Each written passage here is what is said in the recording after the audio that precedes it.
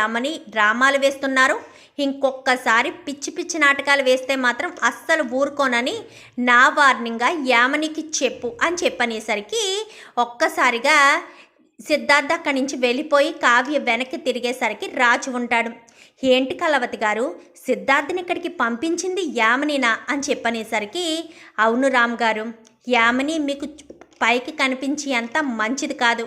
మీరు నేను సంతోషంగా కలిసి ఉండాలని మీకు చెప్పి పంపిస్తూనే నాకు మీరు ప్రపోజ్ చేయకుండా ఉండడం కోసం ఏదో ఆటంకాలు పెడుతూనే ఉంది అని చెప్పనేసరికి నమ్మశక్యంగా మీకు కనిపించట్లేదు కదా, ఒక్క నిమిషం అని చెప్పి వెంటనే కావ్య యామినికి ఫోన్ చేస్తుంది. ఏంటి యామిని, సిద్ధార్థని పంపించావు కదా, సిద్ధార్థ్ కూడా అన్ఫిట్ అయ్యాడు, మరి నెక్స్ట్ టైం ప్లాన్ చేస్తావు అనగానే చేస్తాను కళావతి, ఖచ్చితంగా చేస్తాను. మా బావ రామ్ నీకు ప్రపోజ్ చేయకుండా ఏం చేయడానికైనా సిద్ధపడతాను. మా బావ నా దగ్గరికి వచ్చి పెళ్లి చేసుకుంటాను, ప్రేమిస్తున్నాను అంటే నేనేమన్నా పిచ్చిదానిలా కనిపిస్తున్నానా వదులుకోవడానికి? ఎట్టి పరిస్థితుల్లో జీవితాంతం మీరిద్దరూ ముసలి వాళ్ళు అయిపోయినా సరే మీ ఇద్దరిని ఒకటి కానివ్వను, నీకు మా బావ ప్రపోజ్ చెయ్యనివ్వను అని చెప్పనేసరికి ఒక్కసారిగా రాజు షాక్ అయిపోతాడు. షాక్ అయిపోయేసరికి ఫోన్ పెట్టేస్తుంది కావ్య.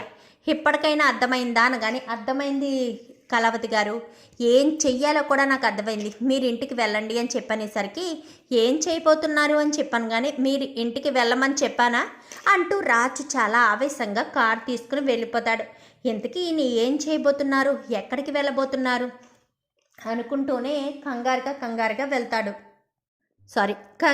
కంగారుగా ఇంటికి వెళ్తుంది. ఇంటికి వెళ్ళేసరికి ఏంటి ఇప్పుడు ఈయనేదో చేయబోతున్నారని నాకు అర్థమవుతుంది, కానీ ఏం చేయబోతున్నారని ఏమీ తెలియడం లేదే అనుకుంటూ ఇంటికి వచ్చేసరికి ఏమైంది కావ్య అని చెప్పాను కానీ ఏం కాలేదత్తయ్య, ఆయన ఇదంతా యామని చేసిందన్న విషయం తెలుసుకుని చాలా ఆవేశంగా ఇంటికి వెళ్ళండి మీరు అని చెప్పి పంపించేశారు అని చెప్పాను కానీ వాడికి ఎలా తెలిసింది అని చెప్పాను కానీ నేను సిద్ధార్థకి వార్నింగ్ ఇస్తుంటే ఆయన వినేశారు అత్తయ్య అని చెప్పనేసరికి ఇప్పుడు వాడు ఏం నిర్ణయం తీసుకుంటాడో, ఆ యామని ఏం చేస్తుందో అని చెప్పాను కానీ అదే నాకు అర్థం కావట్లేదు అని చెప్పి ఇద్దరూ అనుకుంటూ ఉండగానే ఇంకా మీరేం కంగారు పడకండి, రాజు ఏమీ ఆలోచించడు, ఏదైనా మంచి చేస్తాడు, మీరు కంగారు పడకండి నా మనవడి గురించి అని ఇందిరాదేవి అంటుంది. రాజు నేరుగా ఇంటికి వచ్చేస్తాడు. ఇంకా అలా ఇంటికి వచ్చేసిన రాజు యామని అంటూ గట్టిగా పిలుస్తాడు. ఏమైంది బావా అని చెప్పనేసరికి ఏమైందా, నువ్వు నన్ను కళావతి గారిని విడదీయడానికి చూస్తున్నావా, నువ్వు ఎంతో మంచిదానివి, నా ప్రేమ చెప్పగానే నువ్వు పోనీలే బావం నువ్వు సంతోషంగా ఉండు అని కళావతికి ప్రపోజ్ చేయమని పంపిస్తే నిజంగా నువ్వు మంచిదానివేమో అనుకున్నాను, కానీ నువ్వు ఎలాంటి దానివో నాకు ఇప్పుడు అర్థమైందని కానీ నేనేం చేస్తాను బావా అని చెప్పాను కానీ ఆ సిద్ధార్థను పంపించి కళావతి గారి నుంచి ఆ కంపెనీని లాక్కోవాలని చూడలేదా అని చెప్పాను కానీ అది నీకెవరో తప్పుగా చెప్పారు బావా అని చెప్పనేసరికి ఈలోపు సిద్ధార్థ్ ఫోన్ చేస్తూ ఉంటాడు. మరి నీకు ఫోన్ చేసేది ఎవరు అని చెప్పాను కానీ ఎవరో అన్నోన్ పర్సన్ అనగానే అన్నోన్ పర్సన్ నెంబర్లు కూడా సేవ్ చేసుకుంటావా, సిద్ధార్థ అని వస్తుంది, నాకు కళ్ళు కనిపించట్లేదు అనుకుంటున్నావా అని చెప్పనేసరికి అది బావా అని చెప్పాను కానీ చెంప చెల్లు అనిపిస్తాడు. కళావతి గారిని నన్ను విడదీయాలని నువ్వు చూసినంత మాత్రం మేము దూరం అయిపోము, నువ్వు ఒళ్ళు దగ్గరెట్టుకుని ఉంటే బాగుంటుంది యామని, నా జోలికి రావద్దు, నువ్వంటే నాకు ఇష్టం లేదని చెప్పాను కదా, చెప్పిన తర్వాత కూడా నువ్వు నా జోలికి వచ్చి నన్ను కళావతి గారిని దూరం చేయాలని చూస్తే నేను అస్సలు తట్టుకోలేను, నాకు కళావతి గారంటే ఇష్టమని చెప్పాను కదా, చెప్పిన తర్వాత కూడా నువ్వు పదే నా వెంట పడడం అంత మంచిది కాదు అని చెప్పి ఇంకా రాజ్ కాస్త చెప్పేసరికి గబగబా పైకి వెళ్ళిపోతాడు. ఇప్పుడు ఇంతకీ బావ ఇంత ఆవేశంగా వచ్చి ఏం నిర్ణయం తీసుకుంటున్నాడు, ఏం చేయబోతున్నాడు అని అనుకుంటూ ఉండేలోపే రాజ్ కాస్త తన బ్యాగుని సర్దుకుని గబగబా వచ్చేస్తాడు. వచ్చేసరికి బావ ఎక్కడికి వెళ్తున్నావు అనగానే నేను ఇంటి నుంచి శాశ్వతంగా వెళ్ళిపోతున్నాను అని చెప్పాను కానీ తను ఏదో మీ మీద ప్రేమతో అని చెప్పాను కానీ ఇంకా చాలంటి యామనిని మీరు సమర్థించింది చాలు, యామని అంటే నాకు ఇష్టం లేదనే కదా పెళ్లిపీటల మీదే తాళి కట్టడం మానేసి అక్కడి నుంచి బయటికి వచ్చేసాను, మరి ఇంకా నన్ను అర్థం చేసుకోకుండా యామని నా మీద ప్రేమ అది ఇది అంటారేంటి, నాకు ఇష్టం లేదు యామని నువ్వంటేను, నిన్ను పెళ్లి చేసుకొని నేను సంతోషంగా ఉండలేను, జీవితాంతం నటిస్తూ ఉండడం నా వల్ల కాదు యామిని. అది నువ్వు అర్థం చేసుకుంటే బాగుంటుంది అని చెప్పనేసరికి, అది కాదు బావా, వెళ్ళొద్దు బావా అని చెప్పాను. కానీ ఒక్క క్షణం కూడా నేను ఇక్కడ ఉండను, ఇక్కడి నుంచి వెళ్ళిపోతున్నాను అని చెప్పి రాజ్ కాస్త తాళాలు కూడా యామిని చేతిలోనే పెట్టి తను ఆ బ్యాగ్ తీసుకుని బయటికి నడుచుకుంటూ వెళ్ళిపోతాడు. వెళ్ళిపోయేసరికి అక్కడ ఒక ట్యాక్సీ బుక్ చేసుకుని ట్యాక్సీతో పాటు వెళ్ళిపోతాడు. ఇంటికి వెళ్ళిపోయేసరికి ఇంతకీ నా మనవడు ఏం నిర్ణయం తీసుకుంటున్నాడో అని చెప్పాను. కానీ నాకు ఎందుకో కుడికన్ను అదురుతుంది అత్తయ్య అని చెప్పాను. కానీ కుడికన్ను అదిరితే మంచిదే అపర్ణ, ఇప్పుడు అంత మంచి ఏం జరగబోతుంది అని చెప్పనేసరికి, అమ్మమ్మ గారు ఒక్కసారి అటు చూడండి అని చెప్పాను. కానీ రాజ్ కాస్త క్యాబ్లో దిగి బ్యాగ్ తీసుకుని వస్తూ ఉంటాడు. నా కొడుకు నా ఇంటికి వస్తున్నాడు అత్తయ్య అని చెప్పనేసరికి, ఇంతకు మించి అదృష్టం ఏమన్నా కావాలా అని చెప్పి ఇంకా అపర్ణ కాస్త చాలా కంగారుగా రాజ్ దగ్గరికి వెళ్ళిపోతుంది. నాన్న అని చెప్పాను. కానీ వచ్చేసాను, ఇంకా ఇక్కడే ఉంటాను.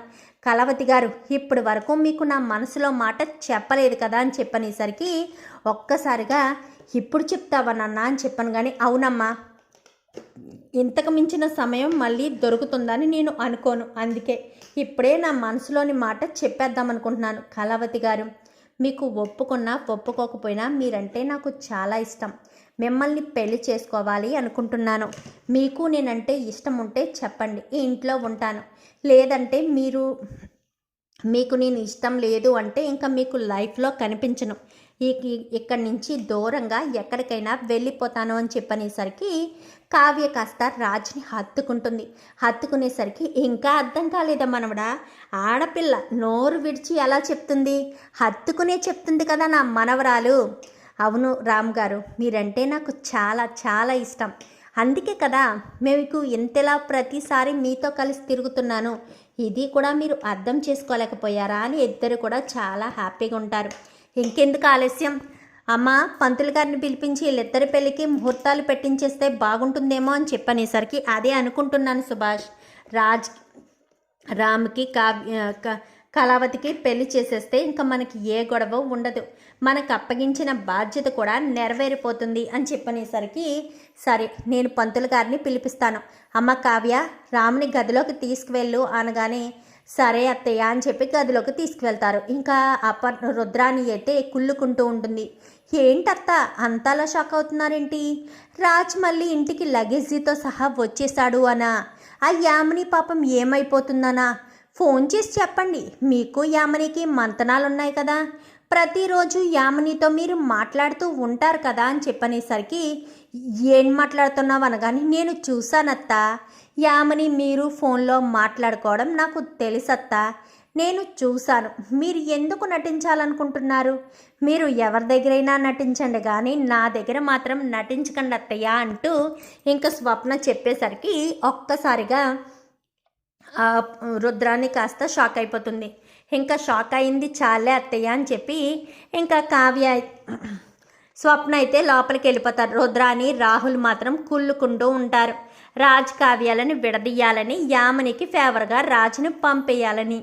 ఇంకా ఎలా రుద్రాని పైకి వెళ్ళపోయేసరికి, రుద్రాణి అంటూ ఇందిరాదేవి పిలుస్తుంది. ఏంటమ్మా అని చెప్పాను. కానీ రాజ్ ఇంట్లోకి వచ్చాడు కదా అని పిచ్చి నాటకాలు వేసావనుకో, నువ్వు నీ కొడుకు ఇంటి బయట ఉంటారు, ఇందులో ఎలాంటి మార్పు లేదు. నీ కొడుకు ఆల్రెడీ పాకెట్ మనీ కట్ చేశాను కాబట్టి ఇంట్లోంచి బయటికి గెంటేస్తాను, నిన్ను కూడా ఇంట్లోంచి బయటికి గెంటేస్తాను. స్వప్న ఉండాలనుకుంటే ఉంటుంది, లేదా ఎక్కడికైనా వెళ్తుంది, అది తన ఇష్టం. మీరు మాత్రం ఇంట్లో ఉండరు. రాజ్కి ఏదైనా తెలియాలి, పిచ్చి నాటకాలు, తోక జాడించే నాటకాలు వేస్తే మాత్రం అస్సలు ఊరుకోను అని చెప్పి గట్టిగానే వార్నింగ్ ఇస్తుంది ఇందిరాదేవి. అయితే మరి రుద్రాని రాహుల్ కలిసి ఏమన్నా ప్లాన్లు వేస్తారా? ఇంకా యామిని ఇక్కడికి రావడానికి అవకాశం లేదు కాబట్టి రుద్రాని రాహుల్తో ఏదైనా ప్లాన్లు నడిపిస్తుందా? చూద్దాం మరి రాబోయే ఎపిసోడ్స్లో ఏం జరుగుతుందో. వీడియో నచ్చితే లైక్ చేయండి, ఛానల్ని సబ్స్క్రైబ్ చేసుకోండి, పక్కనే ఉన్న బెల్ సింబల్లో ఆల్ పై క్లిక్ చేయండి. Thank you for watching.